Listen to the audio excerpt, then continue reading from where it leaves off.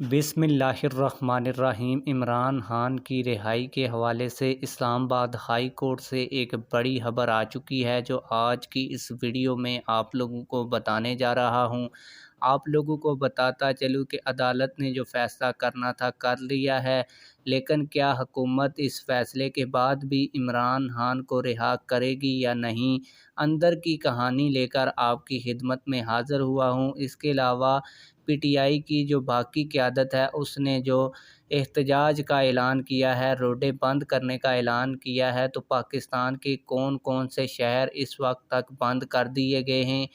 کن کن جگہوں کے اوپر پی ٹی آئی کارکنان اور فوج کے درمیان جو لڑائی ہے وہ شروع ہو چکی ہے، فوج کی کئی تنصیبات کو بھی جلا دیا گیا ہے۔ اس حوالے سے بھی مکمل اپڈیٹ آپ لوگوں کو دوں گا، لیکن ویڈیو شروع کرنے سے پہلے آپ لوگوں سے ایک چھوٹی سی ریکویسٹ ہے، اگر آپ نے ابھی تک ہمارے اس چینل کو سبسکرائب نہیں کیا ہوا تو چینل کو لازمی سے سبسکرائب کر لیں، تاکہ آنے والی نئی ویڈیوز آپ لوگوں کو بر وقت ملتی رہیں۔ آپ لوگوں کو بتاتا چلوں کہ پی ٹی آئی کی کال پر اس وقت ملک کے بڑے شہروں کے اندر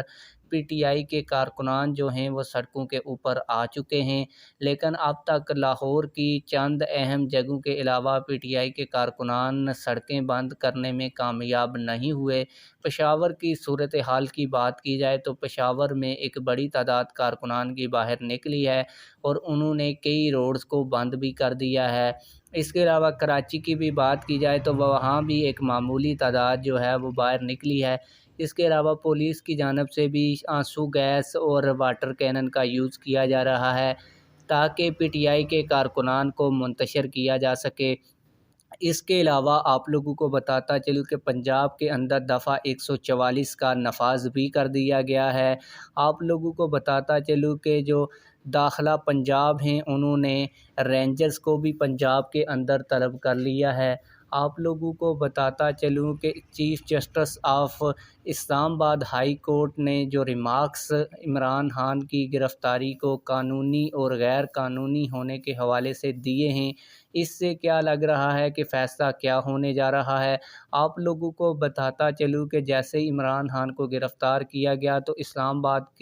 آباد ہائی کورٹ کے چیف جسٹس نے اسی وقت از حد نوٹس لیا تھا اور جواب طلب کیا تھا۔ آپ لوگوں کو بتاتا چلوں کہ جو نیب پراسیکیوٹر ہیں، ان کی جانب سے بتایا گیا کہ عمران خان کے جو وارنٹ ہیں وہ جاری کیے گئے تھے اور انہی وارنٹس کی وجہ سے ان کو گرفتار بھی کیا گیا ہے، جبکہ عمران خان کے وکلاء کی جانب سے عدالت میں یہ بتایا گیا کہ یہ گرفتاری غیر قانونی ہے اور اب تک کسی کو بھی احاطہ عدالت سے گرفتار نہیں کیا گیا، لیکن عمران خان کو احاطہ عدالت سے گرفتار کیا گیا اور غیر قانونی طریقے سے کیا گیا۔ اس پر آئی جی اسلام آباد نے کہا کہ عمران خان کے وارنٹ کی تعمیل ضروری تھی، اس لیے عمران خان کو عدالت کے اندر سے گرفتار کیا گیا۔ تو اس کے اوپر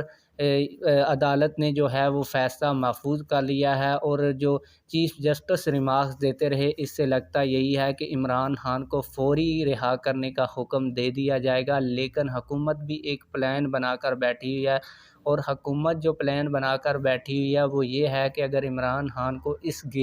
کیس سے ضمانت بھی مل جاتی ہے تو عمران خان کے اوپر دوسرا کیس ڈال دیا جائے گا، تاکہ عمران خان کو رہا نہ کیا جا سکے۔ اگر اس کیس کے اندر بھی عمران خان کی ضمانت جو ہے وہ ہو جائے گی تو اس کے بعد